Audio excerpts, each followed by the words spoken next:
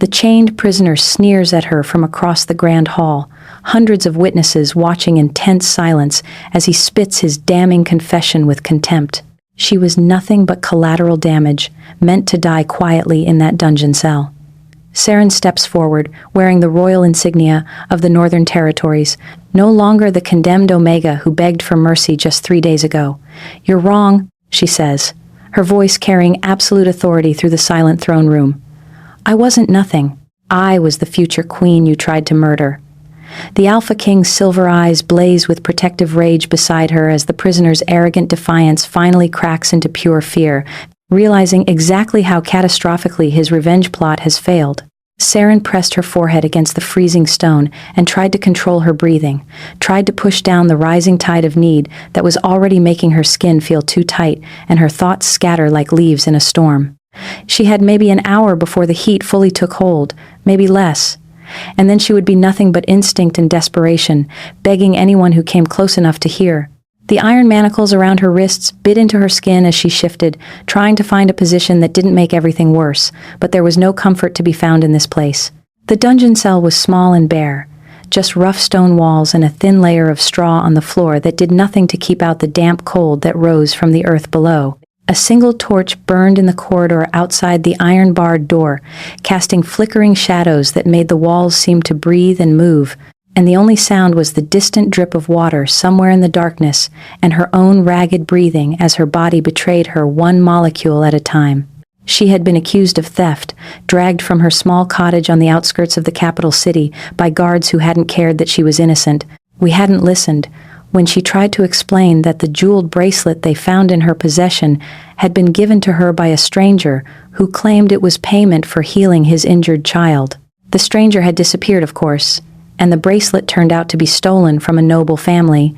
And now Saren was facing execution for a crime she didn't commit, while her heat cycle chose this exact moment to begin, because apparently the moon goddess had a cruel sense of humor. The second wave hit harder than the first, and Saren couldn't stop the small sound that escaped her throat, a mixture of pain and need that echoed off the stone walls and made her want to die from humiliation. Her Omega nature was screaming for an alpha, for strong hands and a powerful presence, for someone to make the aching emptiness inside her feel less like she was being torn in half. She had never experienced a heat this intense before, had always managed her cycles with herbs and solitude and sheer stubborn will, but something about this time was different. The desperation felt deeper, more primal, like her body knew something her mind didn't, and that terrified her more than the upcoming execution. Footsteps in the corridor made her freeze, her heart hammering against her ribs as she tried to make herself smaller against the wall. The guards changed shifts every 6 hours, and she had been dreading their return, dreading the moment they would smell what was happening to her, and she would see the decision forming in their eyes about whether to help or take advantage. But these footsteps were different, heavier, measured, and they were accompanied by a presence that made the very air in her cell feel heavier, charged with an energy that raised every hair on her body. The footsteps stopped outside her cell door, and Saren forced herself to look up through the curtain of dark hair that had fallen across her face. What she saw made her breath catch in her throat, and her Omega nature surge forward with a desperation that nearly brought her to her knees. The man standing outside her cell was not a guard. He was tall and powerfully built, with dark hair that fell past his shoulders and a face that would have been beautiful if not for the absolute authority carved into every line. He wore black clothing that was clearly expensive, tailored to accommodate the powerful body beneath, and when he moved closer to the bars, she saw his eyes and felt her world tilt sideways. They were silver, pure molten silver that seemed to glow in the torchlight, and they were fixed on her with an intensity that made her feel stripped bare and utterly exposed. This was not just any alpha. This was the Alpha King himself, Corvain Nighthollow, ruler of the Northern Territories and the most powerful wolf in existence. And he was staring at her like she was the answer to a question he had been asking his entire life. "Open the cell." His voice was quiet, but carried such absolute command that Saren heard the guards scrambling to obey before the words had fully registered. "Your Majesty," the guard stammered, and Saren recognized him as the one who had sneered at her when they threw her in here 3 days ago. "This prisoner is accused of theft from the House of Sterling. She's scheduled for execution at dawn." "I don't care if she's accused of burning down the entire palace," Corvain interrupted, his eyes never leaving Saren's face. Open this cell now or find yourself in the one next to hers. The cell door swung open with a screech of metal on metal, and the Alpha King stepped inside, his presence filling the small space until it felt like there wasn't enough air left for Saren to breathe. He moved with the fluid grace of a predator, each step deliberate and controlled, and when he was close enough that she could feel the heat radiating from his body, he stopped and simply looked at her. Up close, he was even more overwhelming, and Saren felt her Omega nature trying to submit, trying to bare her throat and acknowledge his dominance, but she forced herself to meet his eyes because she had already lost everything else, and her pride was all she had left. You're in heat, it wasn't a question, but Saren nodded anyway, not trusting her voice. The third wave was building, and she could feel her control starting to slip, could feel the need rising like a tide that would drown her if she didn't hold on. Please, she managed, her voice rough and broken. Please just leave me alone. I know what you must smell. I know what it seems like, but I'm not. I won't. Just please don't. Quiet. The single word cut through her rising panic like a blade, and Saren's mouth snapped shut. The Alpha King reached out slowly, giving her time to flinch away if she wanted, and when she didn't move, his hand came to rest against the side of her face, his palm warm against her too cold skin. The moment he touched her, the bond snapped into place with such force that Saren cried out, not from pain but from the overwhelming rightness of it. She felt him in her chest, in her soul, in every cell of her body, felt the recognition that went beyond conscious thought or choice. Mate, her Omega whispered, and she saw the same realization blazing in those silver eyes. No, Saren breathed, shaking her head even as her body arched toward his touch. No, this can't be real. You're the Alpha King. I'm a nobody accused of theft. This has to be some kind of mistake.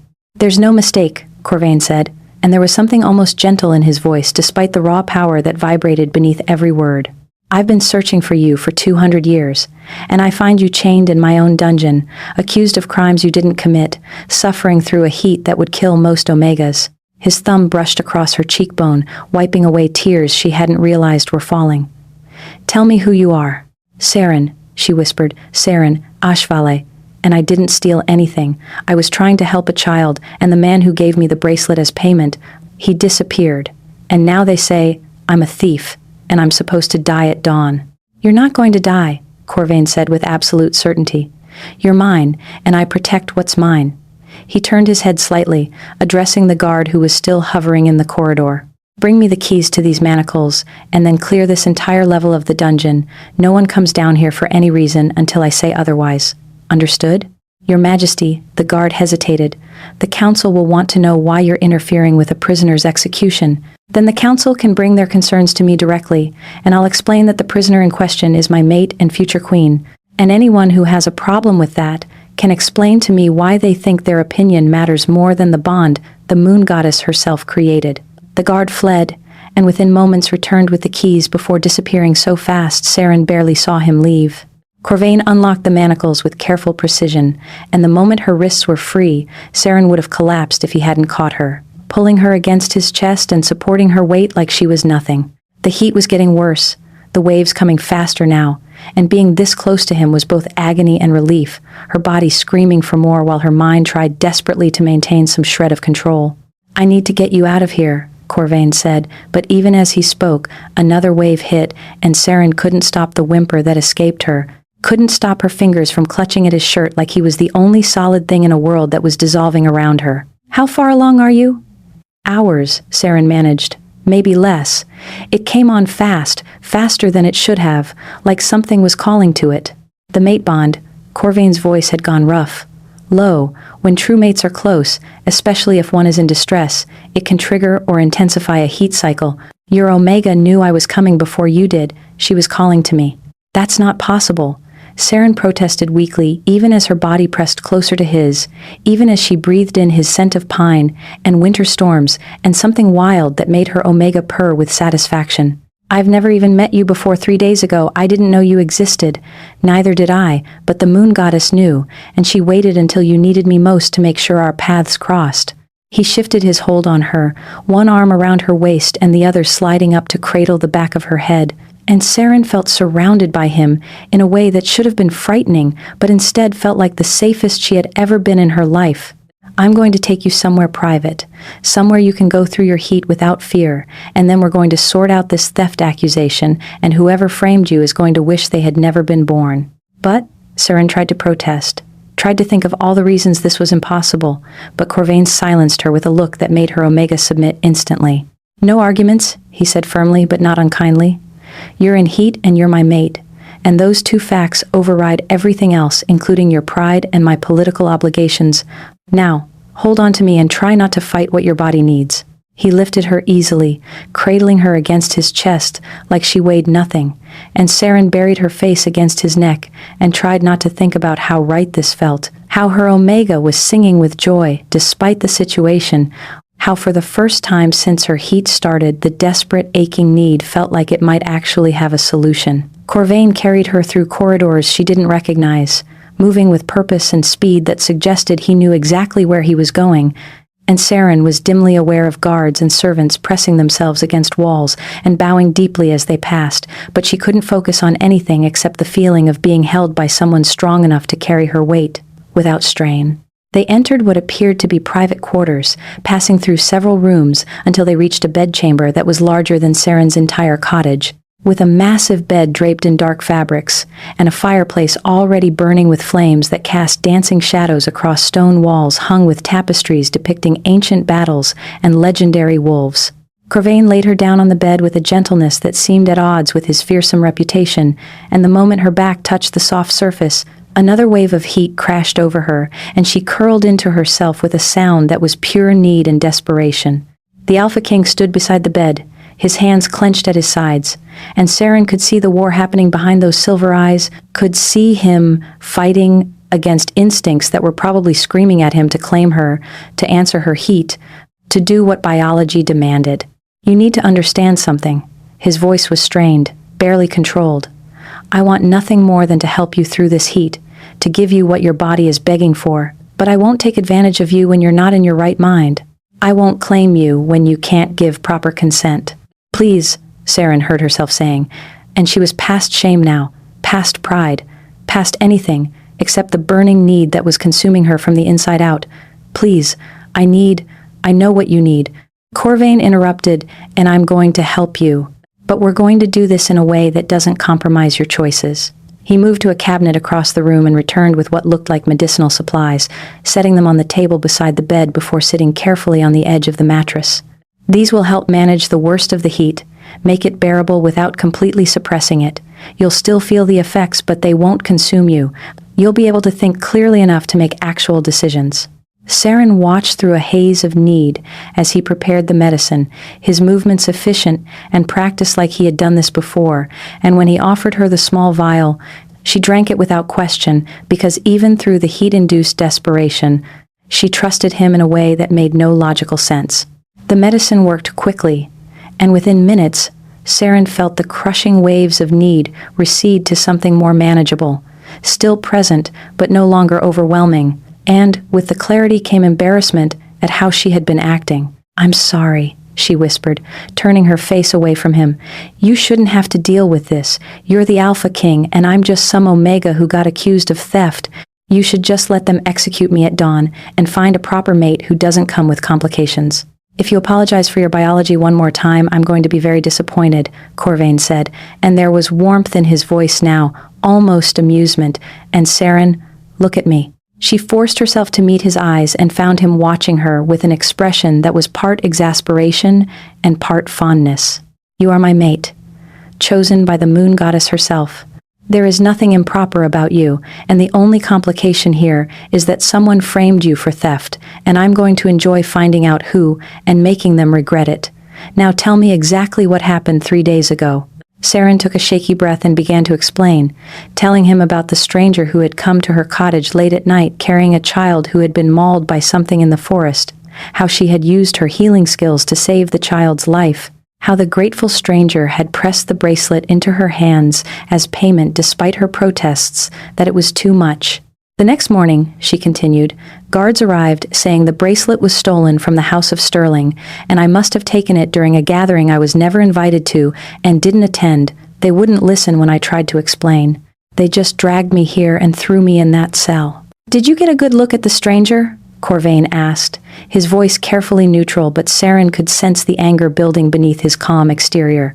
Could you describe him? Tall, dark hair, expensive clothes. He had a scar across his left cheek and he spoke with an accent I didn't recognize. Saren closed her eyes trying to remember details, and his eyes were strange. Amber, but with flecks of gold. And when he smiled, it didn't reach his eyes, like he was performing friendliness rather than feeling it. Corvain went very still, the kind of stillness that preceded violence, and when he spoke, his voice had dropped to something dangerous. How badly was the child injured? Bad enough that I wasn't sure I could save him, Saren said. He had deep claw marks across his chest and stomach. He'd lost a lot of blood, but I managed to stop the bleeding and clean the wounds, and by the time they left he was stable, though he would need weeks to fully recover. Was there anything unusual about the wounds themselves? Anything that seemed strange or didn't match a normal animal attack? Now that you mention it, Saren frowned, trying to recall. The wounds were deep but very precise, like whatever caused them was aiming for specific areas rather than just attacking randomly. And there was a smell to them, something metallic and wrong, like the claws had been coated in something. Corvain stood abruptly and began pacing, his movements controlled, but Saren could see the fury building behind his careful composure. You were set up, he said flatly. Someone wanted you in that dungeon for a very specific reason. The child's injuries were likely staged. The stranger was working for someone, and the bracelet was deliberately planted to ensure you'd be arrested and executed before anyone could investigate properly. But why? Saren asked, her mind reeling. I'm nobody. I have no enemies. I live alone and heal people who can't afford proper physicians, who would go to such elaborate lengths to frame me. That's what I'm going to find out, Corvain promised, and when I do, they're going to wish I had simply executed them, because what I'm going to do will make death seem like mercy. Another wave of heat pulsed through Saren, softer than before, thanks to the medicine, but still present. And she shifted uncomfortably on the bed, trying to find a position that didn't make her hyper-aware of every nerve ending in her body. Corvain noticed immediately and returned to sit beside her, his hand reaching out to brush damp hair away from her forehead. How are you feeling? Embarrassed, Saren admitted, and confused, and like I should probably still be terrified, but instead I feel safe, which makes no sense given that you're the Alpha King and I'm supposed to be executed at dawn. You feel safe because the mate bond tells you I won't hurt you, Corvain explained gently, and you can trust that instinct, Saren. I would tear apart anyone who tried to harm you, and that includes myself, if I ever gave you reason to fear me. He paused, his silver eyes searching hers. But you should understand what accepting this bond means. I'm not just any alpha, I'm the king, and being my mate comes with responsibilities and dangers, and a complete upheaval of whatever life you had planned. I didn't have much of a life planned, Saren said with a weak laugh. I was just trying to survive day to day, heal people who needed help, maybe save enough to fix the roof on my cottage before winter. Nothing grand or important. You underestimate yourself, Corvain said. You saved a child's life even knowing the stranger seemed suspicious. You healed people who couldn't afford proper care. You've been surviving on your own with no pack and no support system. Those things matter. Saren, they speak to who you are as a person. Who I am is someone currently chained. Well, recently chained, in your dungeon accused of theft, Saren pointed out. Not exactly queen material. Marcus Blackwood thought the same thing about his mate and rejected her, only to watch her become queen to a more powerful alpha, Corvain said. And there was something almost amused in his tone. Status doesn't make you worthy of being queen, character does, and I've seen enough in the past hour to know you have more character than most wolves I've known in 2 centuries. You're 200 years old, Saren said, distracted by this revelation, and you never found your mate before now? I stopped looking after the 1st century, Corvain admitted. I convinced myself the moon goddess had decided I didn't need a mate, that my purpose was to rule alone. And then I felt the bond snap into place while I was in a council meeting discussing grain distribution, and I nearly tore through the palace, trying to find you. He smiled slightly. Following the bond led me to the dungeons, which should have been my first clue that something was very wrong with this situation. The heat was building again despite the medicine, and Saren felt her control starting to slip, felt her omega nature pushing forward with demands that her body was more than willing to echo.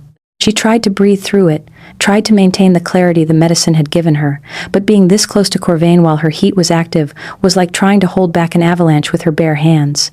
The Alpha King noticed her struggle and shifted closer, his presence overwhelming in the best possible way. "Tell me what you need." His voice had gone low and rough, and Saren felt the vibration of it travel down her spine. "I'll give you anything that doesn't compromise your ability to choose freely." "I need you closer," Saren admitted, hating how desperate she sounded but unable to stop the words. "I need to feel you. I know," Corvain interrupted gently, and he moved to lie beside her on the bed, pulling her against his chest and wrapping his arms around her in a way that made her feel completely surrounded by his strength and warmth. "Is this better?" "Yes," Saren breathed, and it was, the solid weight of him against her back, the steady rhythm of his breathing, the way his scent surrounded her and made her omega finally settle into something approaching peace. "Thank you for giving me the medicine instead of just taking what the heat was offering. I know it would have been easier." "Nothing about you is going to be easy," Corvain said against her hair, "and I wouldn't want it any other way. Easy is boring, and I've had 2 centuries of boring. Besides," he continued, his arms tightening slightly around her, "when I finally claim you, when you finally wear my mark, I want you to choose it with a clear mind and full understanding of what it means. I want you to want me for who I am, not because your biology is demanding an alpha." Saren felt something warm bloom in her chest at his words, felt the mate bond pulse with approval and affection. "You're not what I expected," she said quietly. "I always heard stories about the Alpha King, about how fearsome and cold and ruthless you were, but I'm ruthless when the situation calls for it," Corvain interrupted. "And there are plenty of wolves who would testify to how cold I can be. But with you," he paused, searching for words. "With you, I don't want to be the Alpha King. I just want to be Corvain, your mate, if you'll have me." "I don't know how to be a queen," Saren confessed, her biggest fear finally voiced. "I don't know politics or protocol or how to navigate court intrigue. I'm just a healer who lived alone in a cottage. I'll fail at this, and everyone will see that you made a mistake choosing me." "Then we'll fail together and learn as we go," Corvain said, echoing words she had spoken to a dying stranger weeks ago, though she didn't know it. And Saren, "Every queen in history started as someone who didn't know how to be queen. The role is learned. But compassion? The ability to see value in others even when you're suffering, that can't be taught, and it's exactly what this kingdom needs." The heat receded again, settling into a manageable simmer thanks to the medicine and Corvain's presence, and Saren allowed herself to relax against him, allowed herself to believe that maybe this was real. Maybe she had actually found something worth holding on to. "How long will the medicine work?" she asked, trying to gauge how much time they had before she lost coherence again. "A few hours," Corvain replied. "We'll need to dose you again before it wears off, and this heat will probably last 3 or 4 days given its intensity, but I'll be here with you through all of it, helping you manage it until you're ready to let it run its natural course." "You'd stay with me for 4 days?" Saren asked, startled. "What about your responsibilities, the kingdom, the council meetings?" "The kingdom survived 200 years before I found my mate," Corvain said dryly. "It can survive a few more days while I take care of you. And anyone who disagrees is welcome to challenge me for the throne, though I should warn them, I'm feeling particularly protective right now and might be less merciful than usual." Saren laughed despite everything, the sound surprising her with its genuineness, and she felt Corvain's chest rumble with matching amusement. "That's better," he said. "I like hearing you laugh. Do it more often." "I'll try to remember that while I'm in heat and accused of theft and apparently mated to the Alpha King," Saren said. "It's not like I have anything else to worry about." "The theft accusation ends now," Corvain said, his voice hardening with authority. "I'm going to send word to the council that the charges against you are dismissed, and any evidence to the contrary can be brought directly to me for review, and I'm also going to start an investigation into who set you up because someone went to a lot of trouble to get you into that dungeon." "Why do you think it was deliberate?" Saren asked. "Maybe it really was just bad luck, wrong place, wrong time." "Nothing is ever that simple," Corvain said. "And the timing is too convenient. You show up in my dungeon 3 days ago. Your heat starts today. I find you mere hours before your scheduled execution. If I hadn't felt the bond when I did and come looking for you, you'd be dead by dawn, and I would have lost my mate before I ever knew you existed." The horror of that possibility made Saren's blood run cold. "So someone was trying to kill your mate before you could find her. Or they were trying to hurt me by taking away someone I would have cared about," Corvain said grimly. "I've made enemies over 2 centuries of rule. Some of them would love nothing more than to see me suffer. And what better way than to destroy my mate before the bond could fully form? But how would they know I was your mate before you did? Saren asked. The bond only formed when you touched me. There are seers and oracles who can read the threads of fate, Corvain explained. Someone could have discovered the connection and decided to eliminate you before I found you. It's happened before, with other destined pairs. One mate killed before the bond can form, leaving the other to live half a life, always feeling incomplete. That's horrible, Saren whispered, and she found herself pressing closer to Corvain, needing his solid presence to drive away the fear of what could have been. It is, Corvain agreed, which is why I'm going to find whoever did this and make sure they never threaten anyone's mate again. They lay in silence for a while, Saren's heat simmering quietly in the background while her mind processed everything that had happened. Yesterday morning she had woken up in a dungeon cell expecting to die today, and now she was lying in the Alpha King's bed, wrapped in his arms, learning that she was his destined mate and someone had tried to kill her to hurt him. The absurdity would have been funny if it wasn't so terrifying. "Can I ask you something?" Saren said. "Anything. Why were you in the dungeon at that exact moment?" Corvain was quiet, then spoke thoughtfully. "I felt you," he said. "I was in a council meeting and suddenly felt this pull, this desperate need, and my wolf started going crazy, demanding I find the source." "So you left a meeting to investigate a feeling?" Saren asked. "The treasurer was still talking when I walked out," Corvain said with amusement. "They're probably still arguing about it. You'll have explaining to do. I'll tell them the truth, that I felt my mate in distress, and nothing could have kept me from finding her." The medicine was wearing off again. Saren could feel it in her skin's sensitivity and her omega's renewed demands, and she shifted restlessly. "I need another dose," she said. "I know." Corvain prepared another vial quickly, helping her drink before pulling her back against his chest. "This will get easier," he promised. "The first heat with your true mate is most intense, but once we complete the bond, it becomes manageable, even pleasurable." "How long?" Saren asked, "because right now it feels like it might kill me." "A few days, maybe a week," Corvain said honestly, "but I'll be here the entire time, and when you're ready to consent without the heat clouding your judgment, we'll complete the bond properly." Saren wanted to argue that she could consent now, that she knew her own mind even through the heat, but the truth was, the medicine was the only thing keeping her thoughts clear, and without it, she would have already begged him to claim her, bond or no bond. He was right to wait, even if her omega nature was screaming in frustration at the delay. The heat settled again as the medicine took effect, and Saren felt exhaustion pulling at her. 3 days in the dungeon, followed by the stress of heat and finding her mate, all of it catching up at once. "Sleep," Corvain said softly, as if reading her thoughts. "You're safe here. I'll watch over you and make sure nothing disturbs your rest." "I don't want to sleep," Saren protested, even as her eyes were already closing. "There's so much I need to understand, so many questions." "And they'll all still be there when you wake up," Corvain promised, his hand stroking gently through her hair in a soothing rhythm. "Rest now, Omega. Let me take care of you." The combination of his touch, his scent, and the bone-deep exhaustion was too much to fight, and Saren felt herself drifting, despite her best intentions to stay awake. The last thing she was aware of before sleep claimed her was the steady beat of Corvain's heart against her back, and the warm weight of his arm around her waist, holding her safe while the world fell away. Saren woke to warmth and safety, sensations so foreign after 3 days in the dungeon that for a moment she thought she was dreaming. But the solid weight of Corvain's arm around her waist was real. The steady rhythm of his breathing against her back was real, and the mate bond humming contentedly in her chest was undeniably, impossibly real.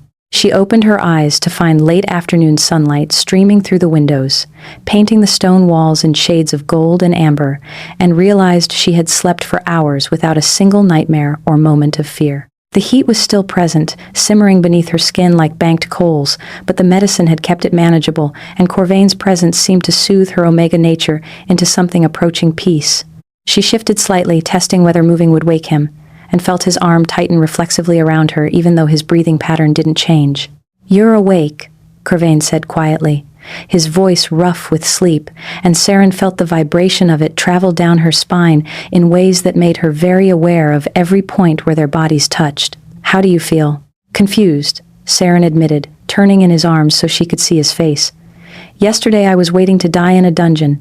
Today I'm lying in the Alpha King's bed and apparently I'm supposed to be queen. My brain can't quite process the shift." "It's a lot to take in," Corvain agreed, one hand coming up to brush hair away from her face with surprising gentleness.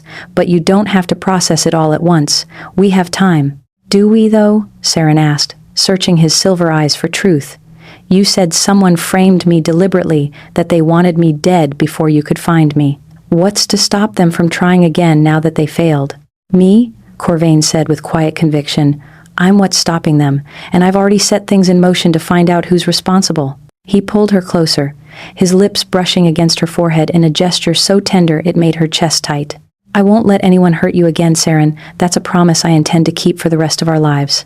The absolute certainty in his voice made her believe it, made her feel safer than she had in years, and she allowed herself to relax fully into his embrace for the first time since waking. They lay together in comfortable silence, learning the rhythm of each other's breathing, and Saren found herself thinking about how strange fate was, that the worst moment of her life had led directly to the best.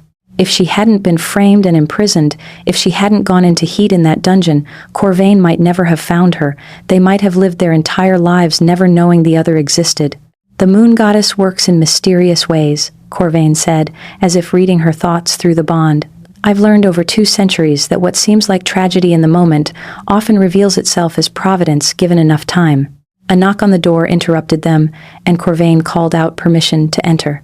A woman stepped inside, older and dignified, wearing formal clothing that marked her as someone important, and she bowed deeply before speaking.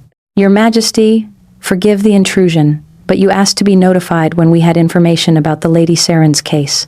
This is Commander Lyris, Corvain explained to Saren. She leads my personal investigation unit.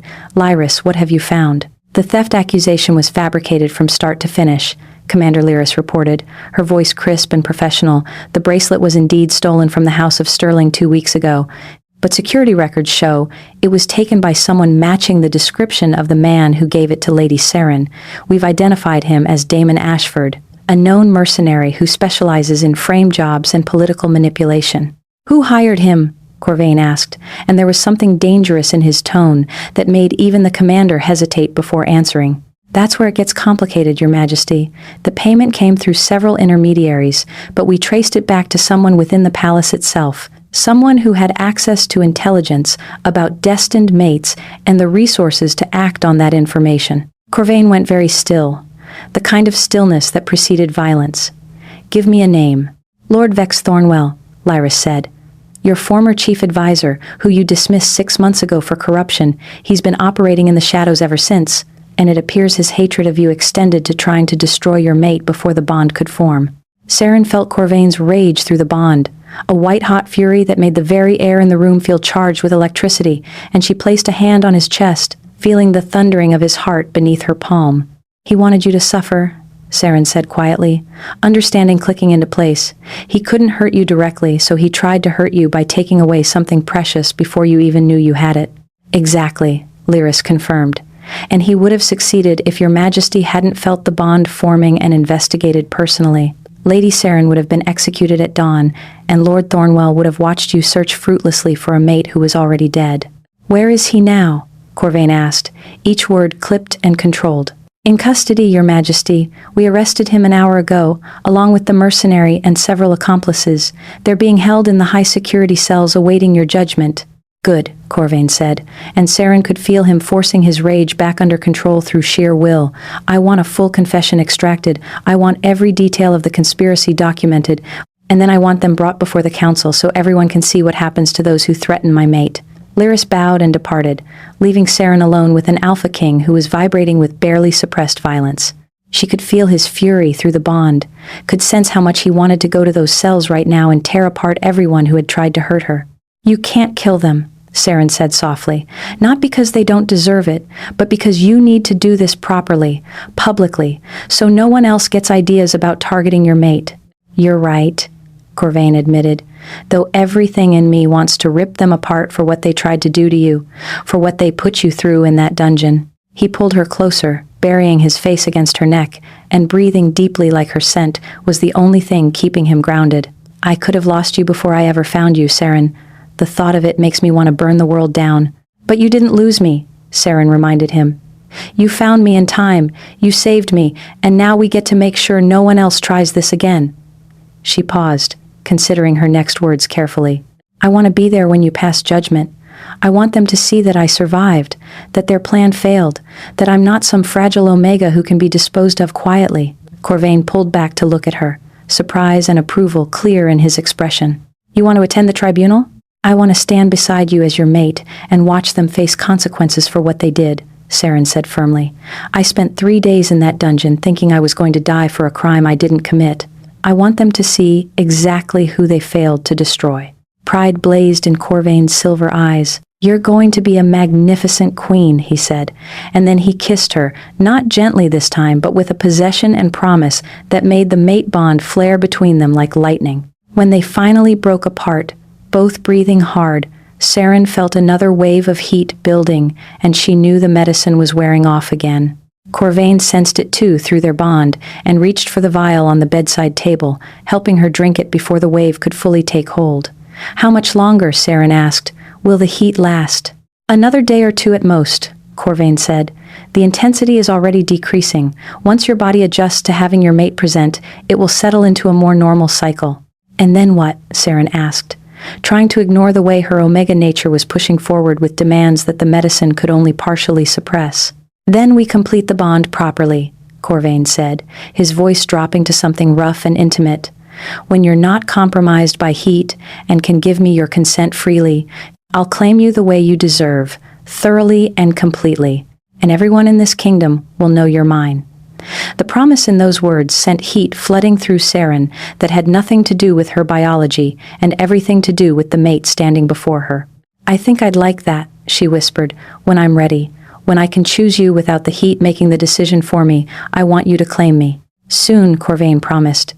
"Very soon, but first we have some traitors to deal with, and a kingdom to introduce to their new queen."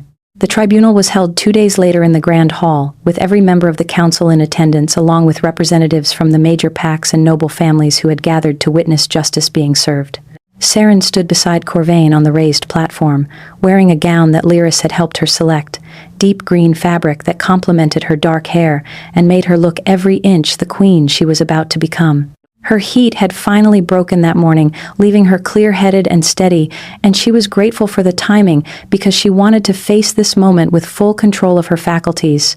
The hall was packed with witnesses, wolves from across the territories who had come to see how their king would handle those who had dared threaten his mate, and Saren could feel the weight of hundreds of eyes on her, assessing, judging, wondering if she was truly worthy of standing beside their alpha king. She kept her spine straight and her expression calm, refusing to show any hint of the nervousness churning in her stomach. Corvain's hand found hers beneath the table, squeezing gently in silent support, and through the bond she felt his unwavering confidence in her, his absolute certainty that she belonged exactly where she was. That steady presence gave her the strength to face the assembled crowd without flinching. Lord Vex Thornwell was brought in first, a middle-aged man with cold eyes and an expression of contempt that didn't waver even when faced with the Alpha King's fury. Behind him came the mercenary Damon Ashford and 3 accomplices who had helped orchestrate the frame job. They were all chained and surrounded by guards, but Thornwell looked defiant rather than afraid, and that told Saren everything she needed to know about his character. He truly believed he had done nothing wrong, that his twisted sense of justice justified attempted murder. "Lord Thornwell," Corvain said, his voice carrying absolute authority through the silent hall, "you have been charged with conspiracy to commit murder, treason against the crown, and attempted destruction of a sacred mate bond. How do you plead?" "Guilty," Thornwell said with a sneer, "and I'd do it again. You don't deserve happiness, Corvain. You destroyed my career and my reputation for following policies you yourself approved years ago. Watching you search fruitlessly for a dead mate would have been justice." "You call attempted murder of an innocent Omega justice?" Corvain asked, his voice deadly quiet, and Saren felt his rage building through the bond, felt how much control it was taking for him not to simply leap from the platform and tear Thornwell apart. "She was nothing but a means to an end," Thornwell replied dismissively. "Collateral damage in a larger goal. If she'd simply died quietly in that cell like she was supposed to, none of us would be here. You would have mourned your unknown mate, and I would have had my revenge. Everyone wins, except the Omega who was never important anyway." The casual cruelty of those words, the complete dismissal of her life and value, made something cold settle in Saren's chest, and she understood for the first time how people could be so consumed by hatred that they stopped seeing other people as real. Thornwell didn't see her as a person with thoughts and feelings and a life that mattered. He saw her as a tool to hurt Corvain, nothing more. The bond surged with Corvain's rage, and Saren felt him fighting to maintain control, felt how much he wanted to cross the distance between them and tear Thornwell apart with his bare hands. She placed her hand over his where it rested on the throne's arm, a silent reminder that she was here, alive, and they had already won. "You're wrong about something," Saren said, speaking for the first time and drawing every eye in the hall. "I wasn't nothing. I was the future queen you tried to kill because you were too consumed by petty revenge to see the bigger picture. You didn't just try to hurt Corvain. You tried to rob this kingdom of someone who would have fought to protect it." Thornwell's sneer faltered slightly as he really looked at her for the first time. "You're just an Omega," he said, but there was less certainty in his voice now. "I'm the Alpha King's mate," Saren corrected, "chosen by the moon goddess herself, and I'm the one standing here watching you face consequences while you rot in chains, so tell me again who was nothing." Silence fell across the hall, and Saren saw approval on many faces, saw the council members exchanging glances that suggested they were reassessing their assumptions about her. Corvain squeezed her hand gently, pride and affection flooding through the bond. "Well said," he told her, then turned his attention back to the prisoners. "Lord Vex Thornwell, Damon Ashford, and your accomplices, you are hereby sentenced to life imprisonment in the deep cells. You will never see sunlight again. You will never know freedom again. And you will spend every remaining day of your miserable lives knowing that you failed, that my mate survived, and that your petty revenge accomplished nothing but your own destruction." The guards dragged the prisoners away, Thornwell's defiance finally cracking into fear as the reality of his sentence sank in, and Saren felt a savage satisfaction at watching him realize exactly how completely he had lost. When the hall had cleared of everyone except the council members, Corvain stood and pulled Saren to her feet beside him. "There is one more piece of business to address," he announced, his voice formal but warm. "As you all know by now, I have found my destined mate, Saren Ashvale, who survived an assassination attempt and proved herself worthy of standing beside me. I intend to complete our bond and present her as your queen. Does anyone have objections they wish to voice?" The head councilwoman, an elderly Omega named Maris, who Saren had been introduced to earlier, stood and spoke. "Your Majesty, we have watched Lady Saren these past days. We have seen her strength and her character. We have heard how she saved a child without thought for reward, and how she faced her accusers with dignity. She has our full support, and we welcome her as our queen." The other council members murmured agreement, and Saren felt overwhelming gratitude for their acceptance, even knowing some of them probably had reservations about a mate who came from outside the noble families. "Thank you," she said, inclining her head respectfully. "I know I have much to learn about governance and protocol, but I promise to serve this kingdom with everything I have, to protect its people, and to stand beside your king as a partner worthy of the responsibility." The formal acceptance complete, Corvain led Saren from the hall and through corridors she was beginning to recognize until they reached his private chambers. The moment the door closed behind them, he pulled her into his arms and held her like he was afraid she might disappear if he let go. "It's over," he said against her hair. "Thornwell is imprisoned. You're safe. The council has accepted you. It's finally over." Saren pulled back just enough to look up at him. "Not quite over," she said softly. "There's still one thing left to do." Corvain's eyes darkened, his pupils dilating as he understood her meaning. "Are you sure?" he asked. "Your heat only broke this morning. You don't have to rush this. We have time." "I'm sure," Saren said, meeting his gaze steadily. "I'm clear-headed.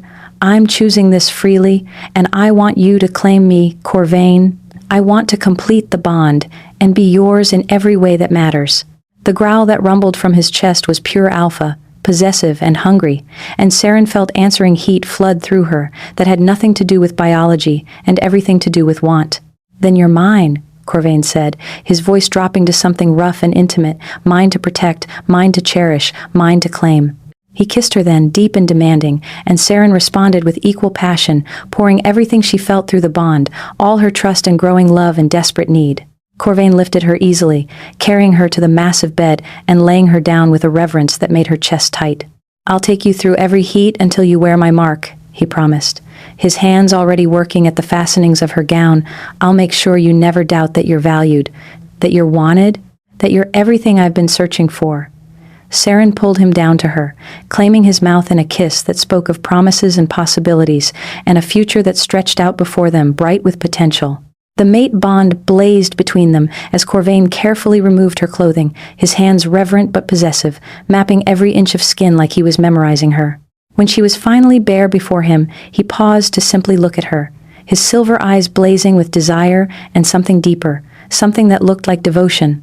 "You're beautiful," he said, and the sincerity in his voice made her believe it, perfect in every way. "And you're mine."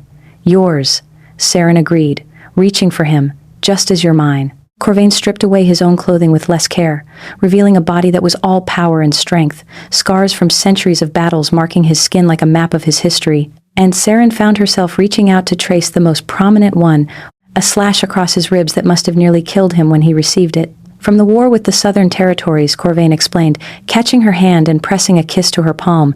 50 years ago, a reminder that even kings can bleed. "But you survived," Saren said, "just like I survived.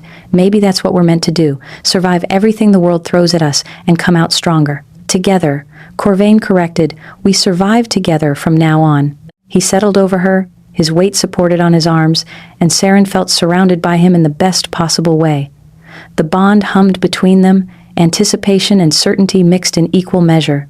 "This will hurt briefly," Corvain warned, the marking, "when I claim you, there will be pain before pleasure." "I trust you," Saren said simply, and she did. Trusted him with her body and her heart and her future in ways she had never trusted anyone. Corvain kissed her again, slow and deep, and Saren felt the last of her reservations dissolve. When he finally entered her, the sensation was overwhelming, fullness and connection and rightness that made her gasp. He moved carefully at first, giving her time to adjust, but Saren urged him on with hands and words, and the bond itself, needing more, needing everything. The pleasure built slowly, waves of sensation that made her arch and cling to him, and when his teeth finally found the junction of her neck and shoulder, the claiming bite sent her over the edge into an explosion of sensation that was part pain and part pleasure and completely overwhelming. The bond snapped fully into place as his mark settled into her skin, permanent and unmistakable, and Saren felt Corvain shudder above her as he found his own release. They lay tangled together afterwards, both breathing hard, the mate bond now complete and pulsing with satisfaction. Saren could feel Corvain's emotions as clearly as her own, could sense his contentment and possessive pride and deep affection that was rapidly becoming something more. She touched the mark on her neck, feeling the slight raised texture of it, knowing that every wolf who saw her now would know she was claimed, that she belonged to the Alpha King. "How do you feel?" Corvain asked, his hand covering hers on the mark. "Complete," Saren said honestly, "like I found something I didn't know I was missing. Is that strange?" "That's exactly how it should feel," Corvain assured her, pulling her close. "That's what a true mate bond is supposed to be."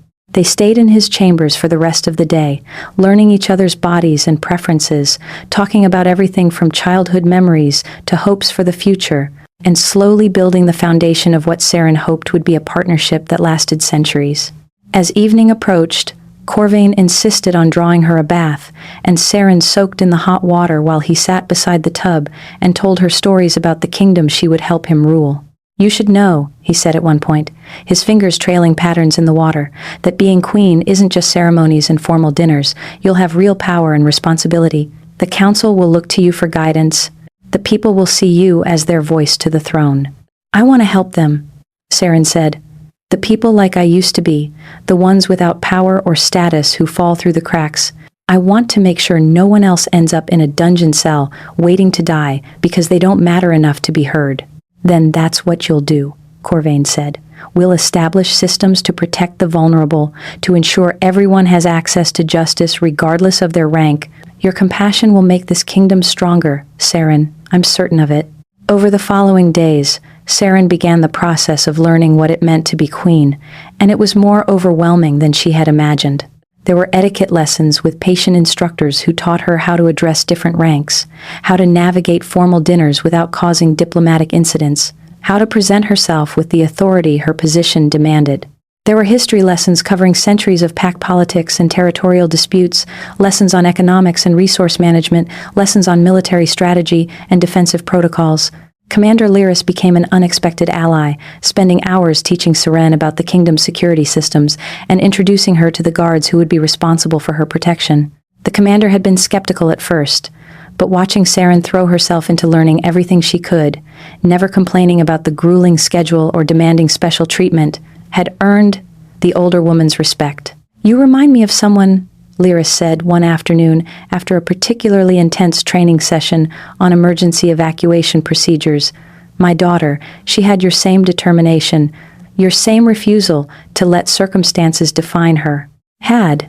Seren asked gently, noting the past tense. "She died 20 years ago," Lyris said, her voice carefully neutral, protecting the king during an assassination attempt.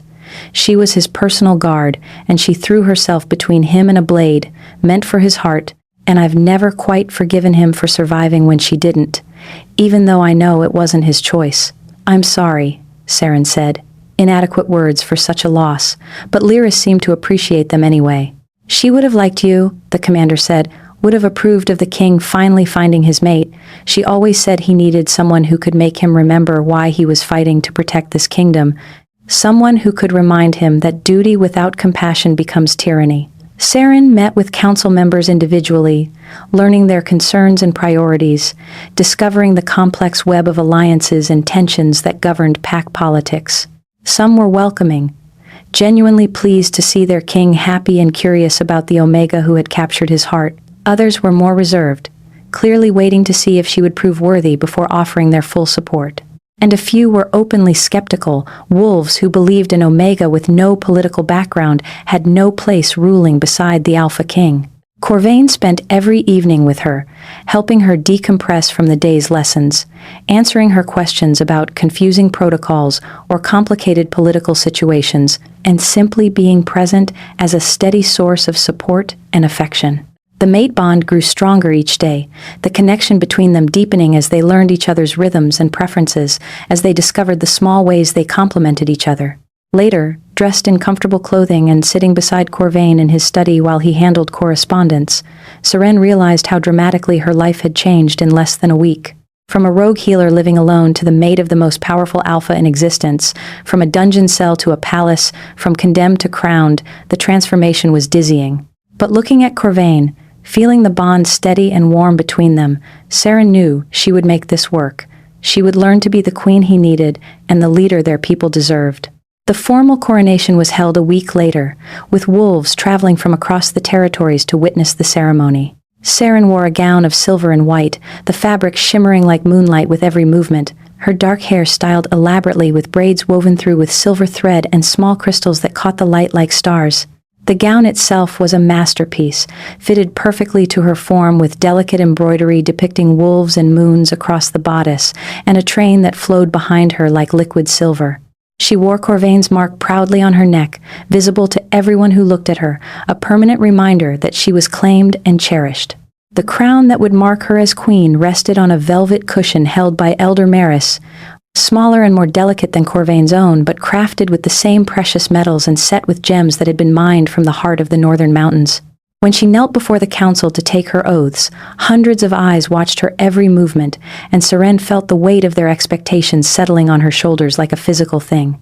She spoke the words clearly and firmly, her voice carrying through the silent hall as she pledged to serve the kingdom with wisdom and compassion, to protect its people with everything she had, to stand beside her king as a partner in all things, and to honor the mate bond that the moon goddess herself had blessed.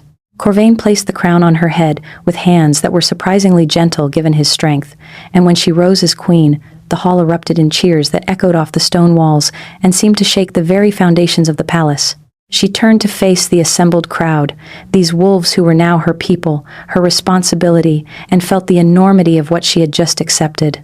But when she looked at Corvain and saw the pride and love blazing in his silver eyes, felt the mate bond thrumming with satisfaction and certainty, she knew she had made the right choice.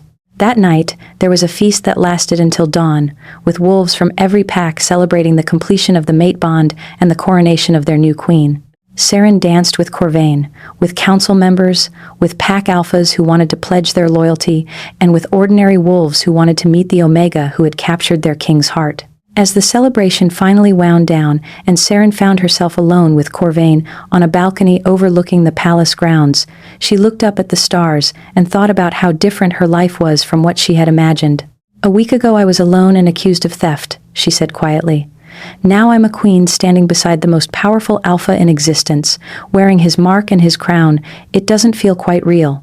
"It's real," Corvain assured her, pulling her back against his chest and wrapping his arms around her. "You're my mate and my queen, and you're going to help me build a kingdom where no one else has to suffer the way you did." "I promise to try," Saren said, leaning into his warmth. "I promise to be worthy of this second chance. Of you."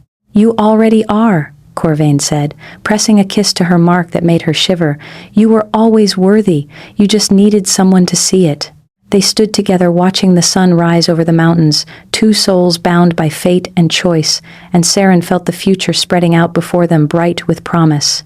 She had survived the dungeon, survived the heat, survived assassination and false accusations, and she had come out the other side stronger. The Omega, who had woken up chained in a dungeon, was now a queen, and she would make sure that her reign was remembered not for how she came to power, but for what she did with it once she had it. The moon goddess had brought them together in the most unlikely way possible, through a dungeon cell and a heat cycle and a conspiracy meant to destroy them, but they had survived it all, and emerged bound together stronger than either would have been alone.